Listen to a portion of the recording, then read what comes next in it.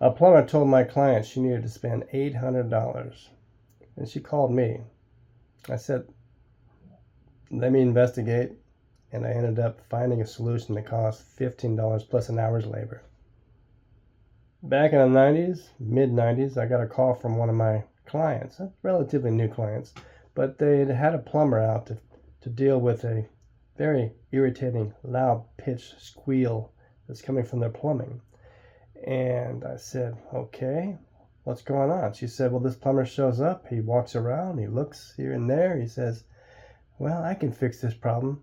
You need to buy 2 new pressure regulators, and I'll do that for you for $800. And this is, again, $800, 1995, adjusted for today's dollars, it'd be about $1,500 to $1,800 today. So let that sink in. $1,800 for noise in the pipes. So she calls me and describes the problem. And I'm relatively new to working in these mega mansions, 7,500 square foot homes.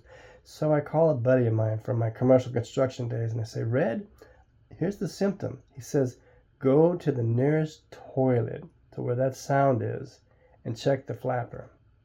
So I told the lady, I'll be over 20 minutes. And I head over there. I walk into the house.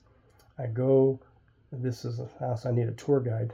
I go into the house and I'm looking through different bathrooms, and I finally get to what I think is closest to the outside pressure regulators. And I lift the tank lid. And sure enough, there's one of these old Kohler unibody toilets that's got the arm with a float on it, and it's up, but it's just kind of doing one of these. It's just not quite shutting off.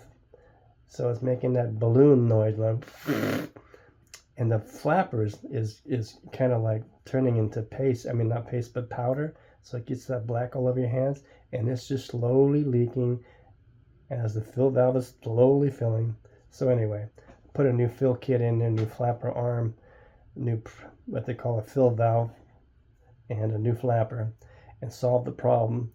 It was $15 in parts, like I said. An hour's labor at that time was about $45 an hour. So they would have paid $800, but they ended up paying me $45, and they continued to call me all the time and refer me to their friends, and kept me busy for over 30 years.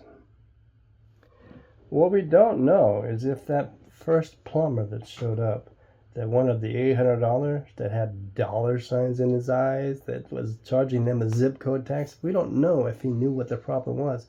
We don't know if he would have charged them that $800, changed those regulators, and still had that loud noise. Maybe he did. I mean, most plumbers do know this stuff. But he was totally out of what we call integrity. And that's something I can't deal with. And I've got so many stories about these plumbers and the guys with the big vans and the big light riding on the side. They have a certain quota to fill, kind of like a cop in the speeding tickets with a radar gun. They have a quota to fill. They've got to keep paying for all the fees and to get that shiny truck cleaned up and put it on the road. So here's what I want you to take away from this. If a contractor gives you a quote for expensive work, get a second opinion. Always get a second opinion, especially if your gut tells you that something's off. 2, if there's a high-pitched plumbing noise and you're hearing this, it could be something simple. Before you pay someone to replace the pressure regulators, to repipe your house, check your toilet valves, check those fill valves, and see if you moving the arm or the float, if that changes the pitch of the sound that you're hearing. Those fill valves and stuff are relatively cheap. I think now they're around $20 for a kit. Check those first. They do wear out. They have rubber on them. Rubber continues to degrade. Rubber continues to start to break down. So check the flappers, check the fill valves, and that's the difference between an $800 bill and a $54 bill. So if you're in the Glen Rose or Granbury area and you need someone that's trustworthy, call me through my website. The phone numbers are on there. MrFixer.com. That's MrPhixer.com. Mr. Fixer, the repairman with an alkaline attitude. And I'll see you on the next one.